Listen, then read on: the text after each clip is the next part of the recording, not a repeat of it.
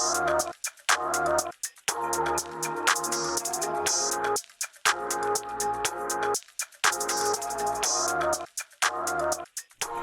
friends, welcome to another round of Coffee Tasting with Coffee Mania. My name is Mandy and I will be your guide to tasting all the coffee today. For those who are new, this is going to be our second set in our series. So we've already cupped the first set. If you haven't cupped that set yet, go ahead and do that now. It should have come in your kit that you got. It will be the very first one that you receive. So make sure you do that one first so you get an idea of the cupping protocol and just kind of a feel for it. I explain a little bit more in depth in the first one how we set up our cupping table and just some guidelines and things like that for a wonderful cupping session. So go ahead and click the link below to do set number 1 if you haven't done so yet. Otherwise, we're going to get started. So as always, we cup blindly. So I know what these are, but you do not. So I will tell you at the end, but we like to make sure to cup blind because it really helps our biases. Sometimes if we know what a coffee is, it automatically conjures up certain ideas or certain flavor notes or tasting notes or things like that. And so to give us the best chance that we can get to intentionally taste and actually learn what we can about these coffees, we like to cup blind. So make sure you cup all the way to the end and watch this video so you can know what our coffees are that we are cupping today. These are some of my favorite coffees. I'm very excited to cup them with you today. I'm looking forward to hearing what you guys think and which one is your favorite. As always, my favorite part is actually listening to what everybody else gets and understands. So just to get everyone set up and ready to go, make sure you have your coffees in your cupping bowls already. Make sure the coffee from sample 1 is in cup number 1 and same for number 2, just to make sure that we're not switching them up and confusing them. Otherwise, my tasting notes at the end might be very confusing to some. You'll want to have your rinse cup ready to go with a couple spoons, an extra cup or bowl or mug or whatever you have around to put the skimmed coffee in. Any grounds that we skim off, we're going to throw that right in that cupping bowl. Make sure you have your tasting wheel ready to go so you can get unstuck if you get a little stuck on a flavor. Make sure you set up your tasting notes so you have it labeled 1 and 2, so you put everything in the right spots. And if you still have that postcard lying around, make sure you have that out too. That will help you if you get stuck on the different terms. I probably won't go into depth as much in explaining them this time. So if you are confused about what acidity is and what you're supposed to be writing down, that will help you again. You're also going to want to make sure that you have a timer set for 4 minutes and ready to go for when we start brewing our coffee. I find one of the things I forget to do sometimes is have a timer ready. So I start pouring the water and I'm like, I need to have the timer. So make sure you have that ready to go and your water ready to go as well.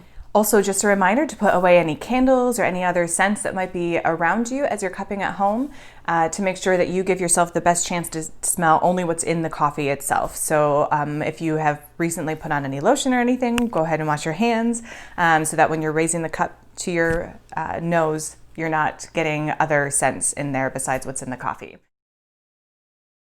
We are ready to cup. I'm very excited about these today. So as always, go ahead and start with number 1. You can pick it up and swirl it around a little bit, get the flavors starting to come out of those grounds, and put it up right next to your nose and get all the smells that you can.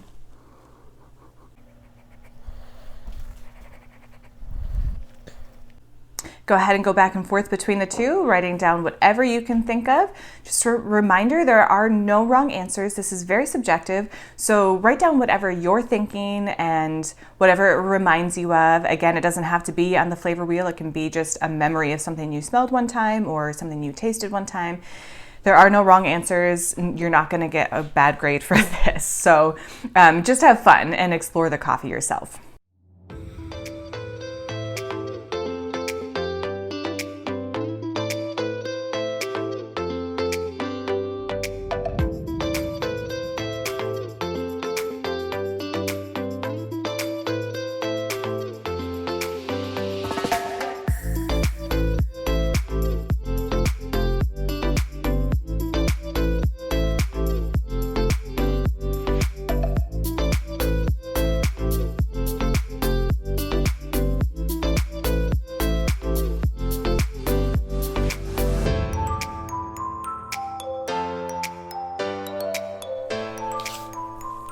All right. Now I hope you've had a chance to really smell the coffee and go back and forth. If you still need some more time, go ahead and pause the video. You can take as long as you want. I do find though, the longer you try and do this at the beginning, the harder it gets to smell anything different. So don't worry if you only wrote down a couple things and you can't get much more. That's okay too. Once we start brewing it, you should start smelling some other things too. So go as long as you want. This is your cupping. You're allowed to do whatever you want with it. But I'm gonna go ahead and start brewing my coffee. So I'm gonna go get my water and be right back.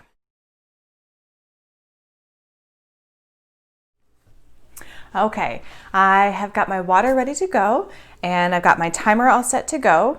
Just a reminder, as you're pouring your water, again, you don't need any kind of fancy gooseneck kettle or anything like that, but it does help to try and make sure that all the grounds are evenly covered and saturated. So if you see any dry coffee that's still floating to the top, try and make sure you get that so everything is brewed evenly and carefully. So we're gonna set the timer for 4 minutes. You can also just set a stopwatch, and then when it hits 4 minutes, we'll break the coffee. And then you can leave it going for until 10 minutes, so another 6 minutes after that. Because once we start brewing, we wanna wait at least 10 minutes before we actually start tasting the coffee. So we'll keep an eye on that too. So I'm gonna go ahead and start brewing.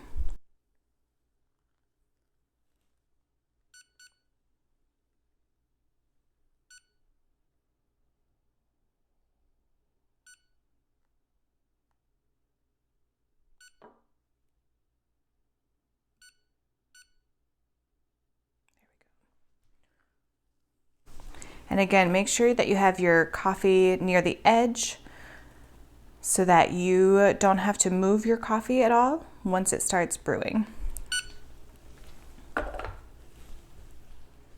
right, at this point, you can go ahead and put your nose right down next to the coffee. Again, we're not gonna pick it up at all. And at this point, we are writing in the section under aroma, in the section before break. So anything that you're smelling now can go in that little box corner. Okay?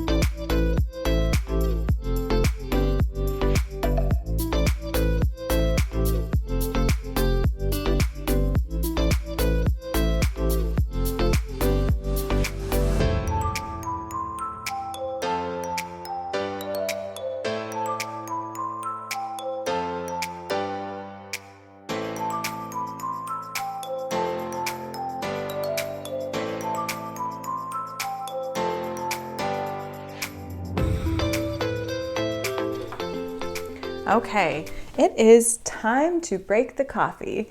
So again, make sure that when you take your spoon and kind of push the coffee grounds back, make sure that you're not scooping or digging or like stirring too much. We're just gonna do a gentle push back motion, kind of stir just a little bit on the top and then let it settle. And again, always making sure that we're rinsing off our spoon in between the cups so that we don't cross-contaminate. All right. And get your nose right down next to it so you can get all of those wonderful aromas.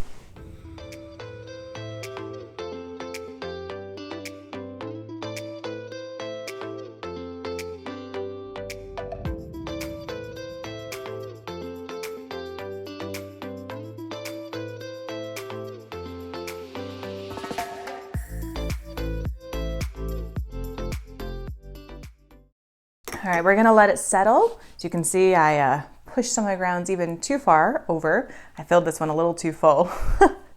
But we're gonna go ahead and just keep smelling back and forth. Take your time. If you need to take a break from smelling, that's good too. I did forget to mention one little hack that I've learned. If you are struggling and getting anything different in between the two of them, or struggling and getting anything at all, you can always smell something neutral, like your own hand, as long as you don't have any lotion or anything on there, or your clothes, as long as they're not really strongly smelling of laundry or something like that. But those are usually pretty neutral smells, and then that helps you go back into the coffee and smell.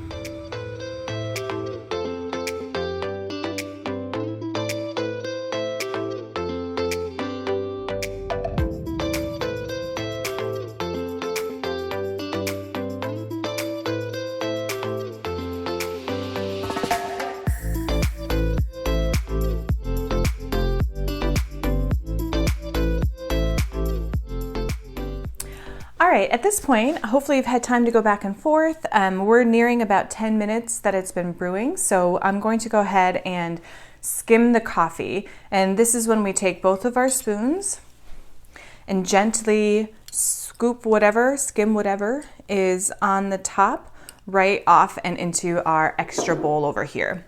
So spoons flat against each other, starting away from you, just on the top of the surface, pull them away from each other and back together again. And you have some coffee to dump over. Mostly it's just any like foam or anything that's kind of settled on the top. Most of the coffee grounds have sunk to the bottom at this point, but we're gonna go ahead and just kind of get anything that's left on the top without scooping off too much coffee. And if there's a little bit of grounds left, that's okay. We don't mind eating a little bit if we have to.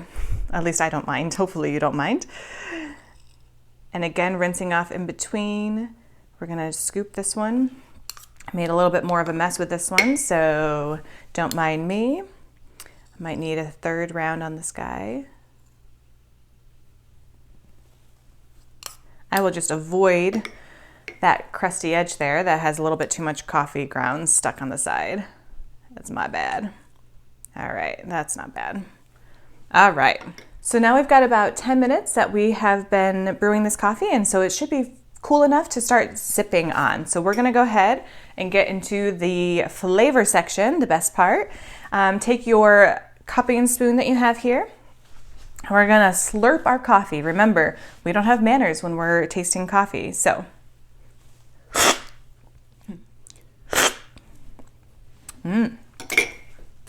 Go ahead and write down whatever you are getting in this section. And again, if you're just tasting coffee, that's okay too. The more you go back and forth, the more we do this and practice this and exercise our brain power in tasting things.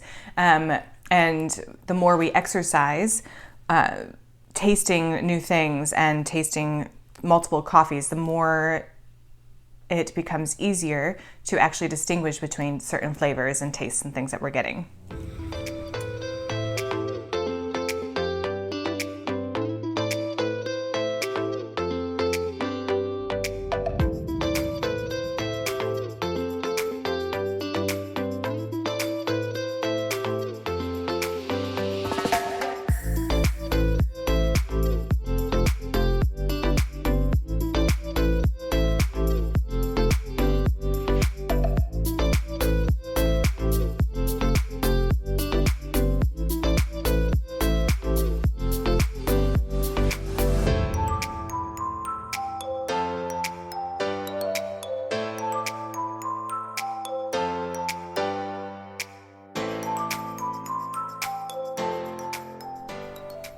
All right, hopefully you've had a chance to taste the coffees and get a lot of different flavor notes out of them. If you're still struggling through it, that's okay. Don't worry about it. That's why we're practicing this. But I'm gonna go ahead and start talking about it. Go ahead and keep tasting the coffees and going back and forth as it cools, even as I'm talking. Taste it again, see if you are getting any of the same things that I got. And if you're not, that's okay too. Everybody has subjective tastes when it comes to coffee. There are things that are often found in coffee, but we're not trained professionals, so we're not always going to get the exact same things. So it's more just about learning what you like and don't like and which coffees you enjoy the most. All right, so for number one, in the dry fragrance, it was a very sweet kind of note to it in the beginning. So I was getting some berry and fruit, but I couldn't quite distinguish what it was initially in the dry. But it was just a very like subtle kind of fruit scent to it with some honey, like a clover honey, so a sweeter honey kind of smell. And it had a little bit of undertones of like cedar or a little bit of earthy, but very subtle in the first one. When we started brewing it, before the break, I started to get a little bit more like a juicy plum or even sugar snap peas. So it still had some earthiness to it, but it was a sweet earthiness. And some mandarin. I started smelling some mandarin in that. And then after the break, I still smelled what I describe as green. It was kind of vegetal, but like a sweet, kind of like sugar snap peas still. And a little bit, hints of like jasmine, a little floral in there. And I was still getting sweet honey and some like a sweet hay or something like grains on on the sweeter side, if that makes sense.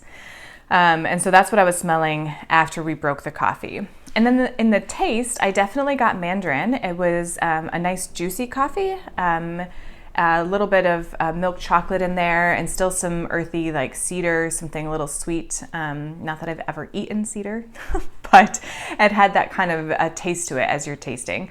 It was still subtle and kind of fruity in the aftertaste. It didn't really linger too long, but it was nice, and it was just a nice coffee. On the lighter side, it wasn't overwhelming in any one direction, but it had some nice, like subtle, like citrus and fruity notes to it, a little bit of spicy notes. The acidity was definitely on the higher side. Like I said, it was kind of juicy for me, but not so much that it makes me not want to drink it, because I don't normally like higher acidity coffees. But the body was on the lower side too, so it wasn't all the way low, but probably maybe around 2% or maybe a little bit less. It was like a nice fruit juice or something. So not a thick mango juice, but maybe like a pineapple juice or something. So that's what I got for number 1. For number 2, it was definitely a darker coffee. It was a warmer, spicier smelling coffee to me in the beginning. So I got a little bit of tobacco in there also, and then like a black cherry. So there was definitely some fruit in there, but it was a warmer, deeper, richer kind of fruit rather than a bright citrus kind of fruit. Before the break, when we started brewing the coffee, I started noticing some more dark chocolate smells in there also, some like a chocolate-covered cherry started coming to mind, as well as some warm spices in there too. It kind of complemented it well with the warmer spices, but the dark chocolate-covered cherries. So definitely a richer, darker feel to the coffee. And I still was getting chocolate and some more earthy tones after we broke the coffee. It started smelling a little bit more earthy is the best way for me to describe it. Yeah. So that was good. And then in the flavor for that one also, it definitely obviously tasted darker, like a darker roast coffee. I was still getting like chocolate covered cherries or blueberries this time. It started tasting a little bit more blueberry rather than cherry to me. Some black tea also in there, kind of with some of those tannins and like a nice subtle earthiness to it. And also there was still some sweet notes to it. So even though it was darker and earthier, and richer in taste, it still had some like caramely and fruity notes to it too. It was a little bit astringent, so a little bit drying in my mouth as it lingered, but it wasn't a super long linger. It was a nice full-bodied cup of coffee, so I definitely was on the medium to heavy side of the body. And then the acidity was on the lower side too, so it was right around the middle, maybe just a little bit less than medium for acidity for me. It wasn't as high as the first one, but it wasn't super low either. But it was a nice balanced coffee. So I hope you enjoyed tasting those two and getting through all the different flavors and the aftertaste and the acidity. And it's easier as you go to kind of go back and forth and just keep tasting it and seeing what flavors you can get, and then going back and forth and figuring out the acidity of both of them rather than trying to do all of them at the same time. Just taking your time and going back and forth and focusing on one thing at a time. So hopefully you've had a chance to do that and enjoy it. I'd love to hear what you guys thought about the coffee, what notes that you got. I am going to reveal the coffee now. So if you're not ready, pause me for a second and come back to me when you're ready to hear what the coffees are.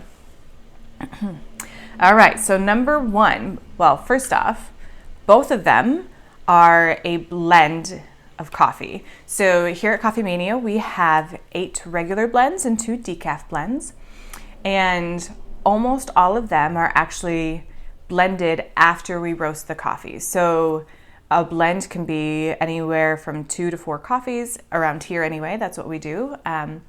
And typically we roast each coffee bean to its singing point. So where every bean has a different roast level that it really like sings at. And so we roast each bean individually to that sweet spot.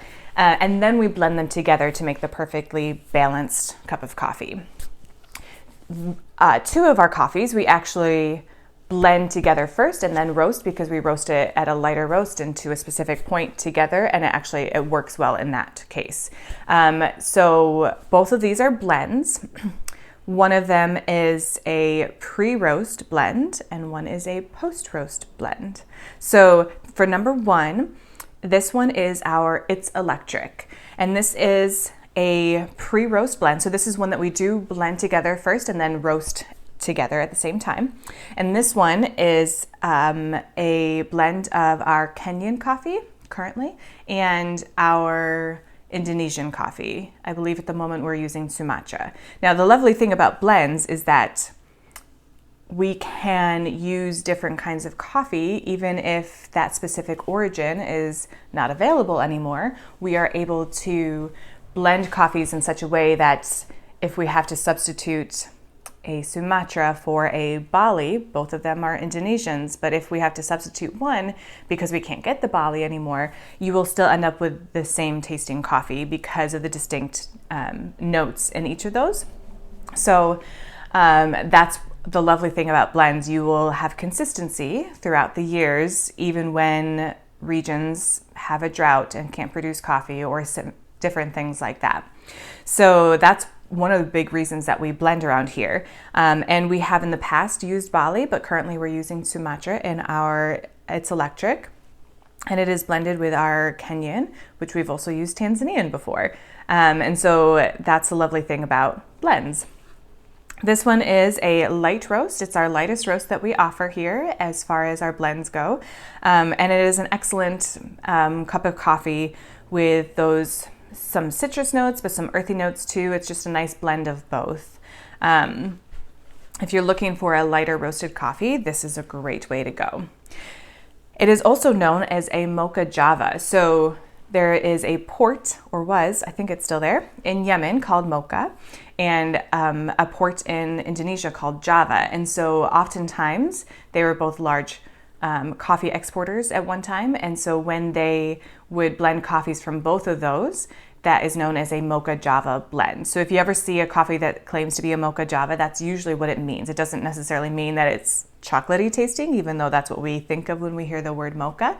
It just means that it's a blend from those two, from like an Indonesian country and an African country. So that is what we've done here. We've blended an Indonesian, the Sumatra, and a African coffee, the Kenyan, together to make this beautiful blend. Now, the second coffee is also a mocha java. This one is actually a blend of our Sumatra, darker roasted though, and our Ethiopian Gera, which is also roasted darker. Now, this one is our Lake House. This one happens to be my favorite cup of coffee. I have this most days at home. And if you like a nice dark roast that still has some nice nuances and subtle flavor notes in it, this is a really excellent way to go. So this one is roasted and then blended together afterwards. Now, typically we almost always use a Sumatra and an Ethiopian in this coffee, and that blends really well together to give you some nice earthy notes with some chocolatey notes and berry notes, and just kind of warms up the senses. All right, so there you have it. We have our light roast, It's Electric, and our dark roast, Lake House, and they are both mocha java blends, which is just a blend from Africa and Indonesia, and they are available year-round at all of our locations. So if you love one of these, I would love to hear what you thought. Which one was your favorite? Which one surprised you? If you've had any of these before this, or if you are interested in trying them now that you have tasted them on the cupping table, definitely comment down below and let me know your thoughts. Or if you didn't like both of them, that's okay too. I love the Lake House. I really enjoy the It's Electric, but I don't normally drink it every day because I prefer a darker roast. The light roast is great in a pour-over cup of coffee. The Lake House is really excellent as a French press, which is how I brew my coffee most days. So definitely try it today. Let me know what you think. And I will be back here with some more coffee for you guys to try. Definitely, if you're enjoying this, head back to our website and purchase set number 3 so you can follow along when we cup some more coffee next time. All right, have an awesome day. See you next time.